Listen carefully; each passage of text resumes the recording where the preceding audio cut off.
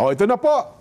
Kami po ni Nelson tumanggap po ng bilin O, bilang mga kaanib po sa Iglesia ni Cristo at sa atin hong mga kababayan.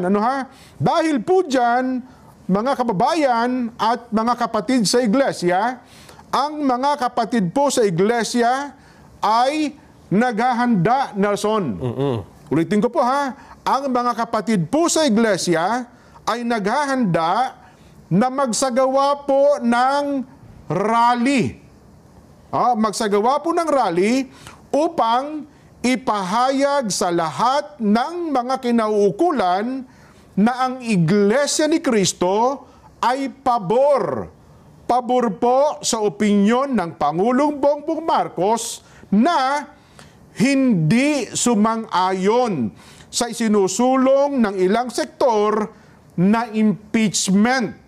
Dahil maraming problema ang ating bansa na dapat pong unahin ng ating pamahalaan. Ang Iglesia ni Cristo po ay para sa kapayapaan. Ayaw namin, ayaw po natin sa anumang uri ng kaguluhan na manggagaling sa kanino mang panig. Ngayon pa lamang po, mga kababayan, ay nag-uorganisa na po ang mga lokal sa buong iglesia para magkaroon ng mga malalaking pagtitipon.